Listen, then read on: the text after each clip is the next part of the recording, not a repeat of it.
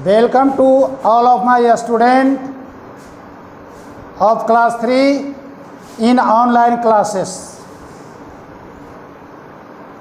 Subject Hindi. आज आप लोगों का हिंदी विषय में पाठ 8 भगवान की देन। जो पिछली कक्षा में आप लोगों को भगवान की देन में लालच के बारे में बताया था कि लालच बुरी ही भलाई होती है।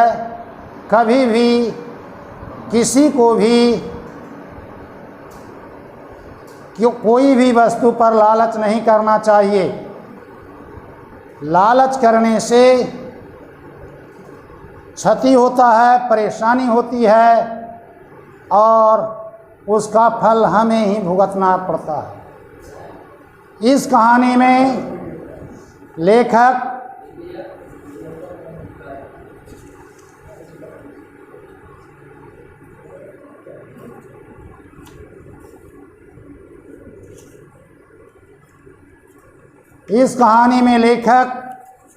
जिनका नाम है शंकर, कहानी का लेखक शंकर हैं। वे अपने बारे में ही वर्णन करते हुए ये आप लोगों को समझाए हैं। किसी भी काम को जब करते हैं तो उसका फल आपको ही प्राप्त होता है और ये दूसरे को उदाहरण न दे करके खुद अपने बारे में उदाहरण देते हैं, तो जिससे आपको सीख मिलती है कि यह दूसरे को नहीं बल्कि हमें अपने बारे में ही कह करके संबोधित करना चाहिए। लेखक कह रहे हैं कि राजा मेरा प्यार का नाम था, मेरा असली नाम नहीं था, लेकिन मुझे यह नाम बहुत अच्छा लगता था। मैं अपना घर में नहीं बल्कि ननिहाल, नानी के घर में, नाना नानी के घर में, वहाँ नाना नानी के साथ मैं रहता था और नाना नानी जी ने ही मुझे बहुत ही लाड़ प्यार से पाला पोसा। घर तो बहुत बड़ा था लेकिन परिवार बिल्कुल छोटा।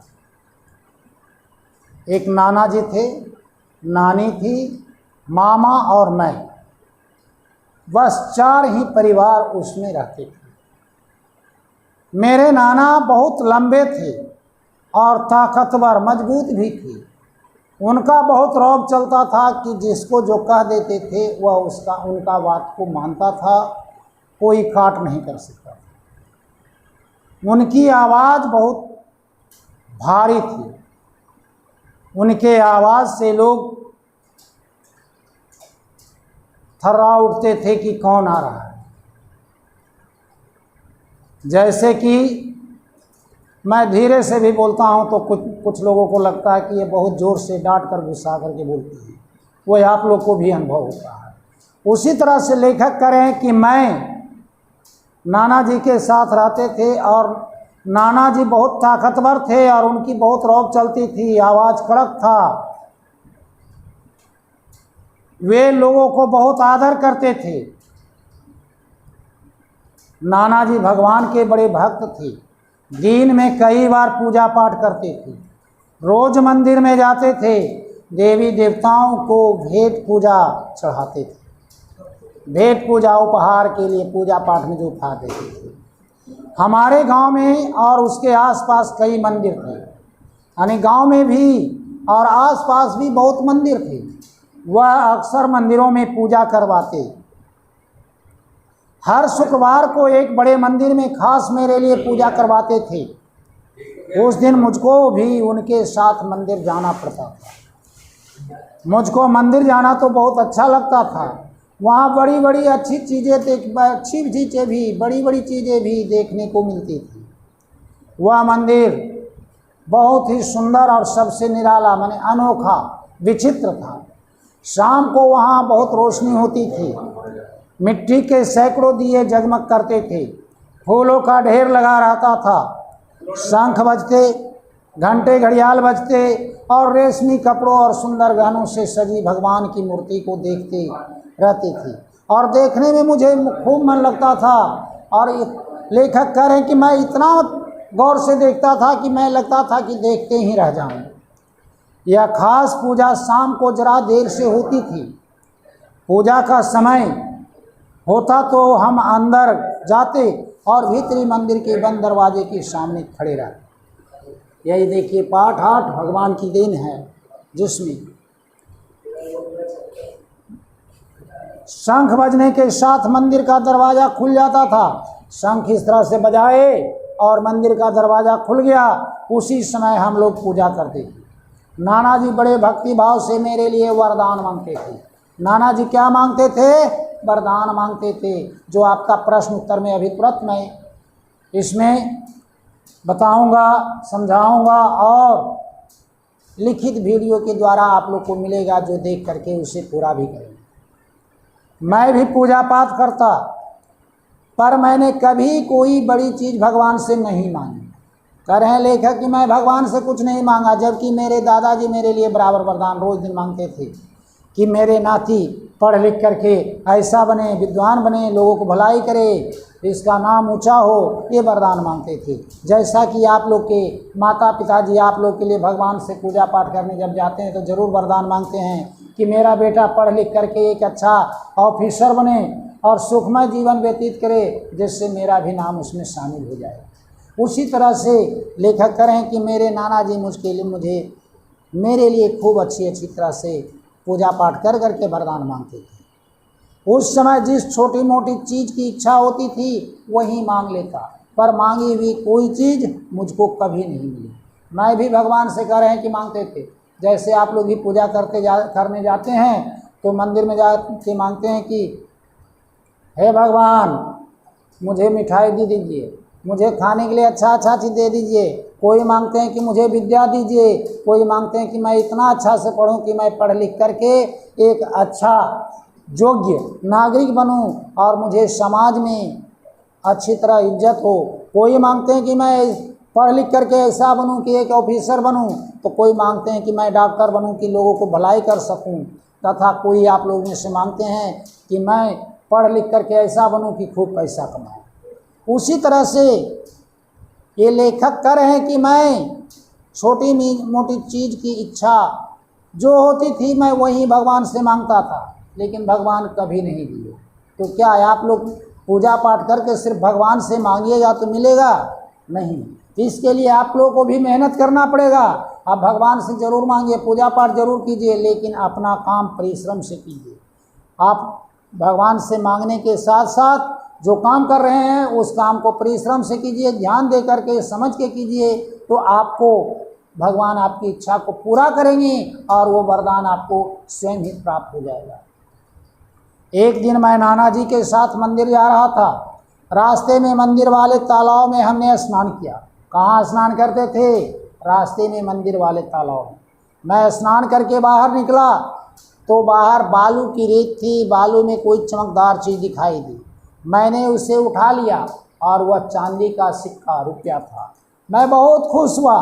मैंने सोचा कि भगवान ने मेरे लिए जेब खर्च भेजा है, चलें अब इसका चॉकलेट बिस्कुट खाएंगे। जैसे आप लोगों को कहीं कुछ मिल जाए, कुछ रुपया घर में भी मिल जाए तो कोई उठा लेते हैं, कि शायद ही कोई ऐसे होते हैं आप लोग में जो अपने पिताजी को दे देते हैं कि यहाँ पैसा गिरा हुआ है, लेकिन खुश होते हैं कि आज तो मुझे खाने के लिए, कुछ रसगुल्ला खाने के लिए, सिंघाड़ा खाने के लिए, चटपटी खाने के लिए भगवान ने मुझे पैसा भेज दिया है। उसी तरह से लेखक कह रहे हैं कि मैंने सोचा कि भगवान मेरे लिए ये भेज दिया। और नाना जी ने उस समय मुझसे कुछ नहीं कहा। उठाते हुए नाना जी देख लिए, लेकिन कुछ नहीं वहाँ पर बोले। जब हम मंदिर में पूजा कर चुके तो नाना जी ने मुझसे रुपया मांगा। पूजा जब हो गया तो नाना जी रुपया मांग लिए। मैं देना तो नहीं चाहता था। आप लोग से भी पिताजी जब पूछते हैं कि पैसा चुराया है, पैसा गिरा हुआ मिला है, लिया है, तो ये आप लोग भी नहीं देना चाहते हैं। लेकिन लेखक कह रहे हैं कि मैं देना नहीं चाहता था, पर नाना जी की बात कैसे टालता। उन्होंने मुझसे रुपया लेकर पुजारी को दे दिया। जो पूजा कराते थे वो पुजारी को दे दिया। मुझको नाना जी पर बहुत गुस्सा भीतर से आया। आप लोग को भी पिताजी मांग लेते हैं तो देते हैं, लेकिन आप लोग भी खुल कर नहीं बोलते हैं कि पिताजी से मैं क्या बोलूं, लेकिन गुस्सा भीतर से जरूर आता है। रास्ते भर मैं उनसे नहीं बोला, यानी गुस्सा करके बात भी नहीं किया। जैसे आप लोग को पिताजी या मम्मी या बड़े भैया या टीचर डांट देते हैं तो उस दिन आप लोग नहीं बात करते हैं। लेकिन घर पहुंचकर उन्होंने मुझसे पूछा, तुम उदास क्यों हो राजा, रुपये के लिए क्या? मैं कुछ नहीं बोला। उन्होंने फिर कहा, तुमको जो रुपया था वह भगवान की देन नहीं है, यानी तुमको जो रुपया था भगवान की देन नहीं है, वह किसी और का रुपया था जो वहाँ गिर गया होगा। यानी कह रहे हैं कि वो रुपया तुम्हारा नहीं था, वह किसी को गिर गया होगा। भगवान इस तरह रुपया नहीं बांटते। जैसे नहीं आप लोग को बताया कि रास्ते में कहीं मिल गया तो आप पूजा पाठ करते रहते हैं तो भगवान वहाँ नहीं दे देते हैं। अगर तुम मेहनत करोगे तो वह ढेर सारा रुपया कमाने में तुम्हारी मदद करेंगे। हाँ, रुपया पैसा तो नहीं देंगे लेकिन कमाने में मदद जरूर करेंगे। कभी उस पैसे को हाथ मत लगाना जो तुम्हारा अपना कमाया हुआ ना हो। अगर परिश्रम से तुमने मेहनत करके कुछ कमाया है तो वही तुम्हारा है, और अगर किसी के द्वारा मिल गया तो वह तुम्हारा नहीं है, उसको मत हाथ लगाना। समझे? मैं नाना जी की बात समझ चुका था। यही इस कहानी है। इस कहानी के माध्यम से आपको बताया गया है कि घर में अगर या रास्ते में कहीं कुछ गिरा हुआ वस्तु मिले तो उसको आप उठाकर मत रख लीजिए। वो भगवान आपके लिए नहीं भेजे हैं, आपका वही है जो आप पढ़ लिख करके आप अच्छे बनिएगा और कमाइएगा। जिस तरह से मेहनत कीजिएगा वैसे ही आपको सफलता मिलेगी, वैसे ही आपको उसका फल मिलेगा। वही आपकी वस्तु है और उसी वस्तु को आपको ग्रहण करना है, उसी के लिए आपको पूजा पाठ करना है और वैसा मेहनत करना है।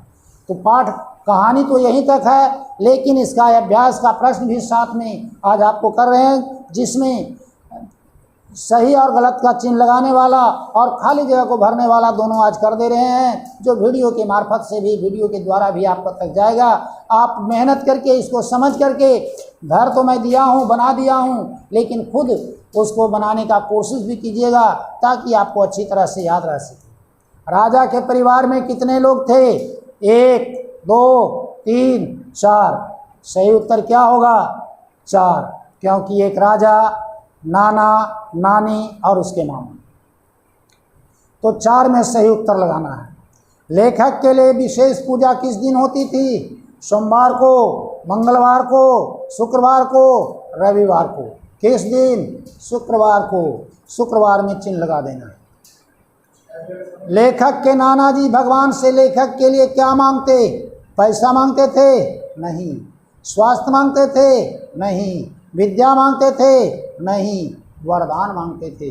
लेखक के नाना जी लेखक के लिए वरदान मांगते थे। जैसा कि आप लोग के माता पिता जी कहीं भी पूजा पाठ करने जाते हैं तो आपके लिए वरदान ही मांगते हैं कि मेरा बेटा सुंदर हो, मेरा बेटा पढ़ लिख करके ऐसा बने, मेरा बेटा एक इंजीनियर बने, मेरा बेटा डॉक्टर बने, मेरा बेटा प्रधानमंत्री बने। जैसे आप लोग के माता पिता जी वरदान मांगते हैं।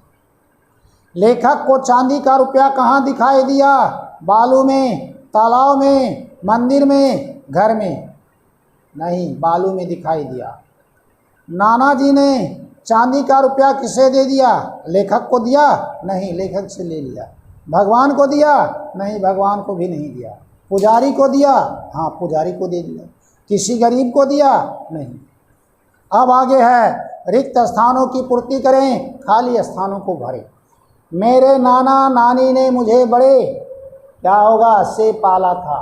पढ़े थे पीछे, लाड़ प्यार से पाला था, यानी बहुत प्यार से, जिसको लाड़ प्यार कहा जाता है। मेरे नाना बहुत लंबे और ताकतवर थे, लंबे और ताकतवर थे। हमारे गांव के आसपास कई क्या थे? हमारे गांव के आसपास कई मंदिर थे। क्या थे? मंदिर। नाना जी बड़े से मेरे वरदान मांगते थे। किनसे कैसे मांगते थे? बड़े भक्ति भाव से। नाना जी वरदान कैसे मांगते थे? बड़े भक्ति भाव से मांगते थे। रास्ते में मंदिर वाले तालाब में हमने क्या किया? स्नान किया। और अंतिम है, कभी उस पैसे को हाथ मत लगाना जो तुम्हारा अपना कमाया हुआ न हो। आज यहीं तक आपका वीडियो जाएगा। कल इसके प्रश्नों का उत्तर और साथ ही साथ भाषा की बात, व्याकरण जो है मैं समझा करके उसके बाद कल ये भेजा जाएगा। थैंक यू, धन्यवाद। मेरे प्यारों छात्रों, कृपया मेहनत से आप लोग पढ़ें, यही मेरा भी वरदान है।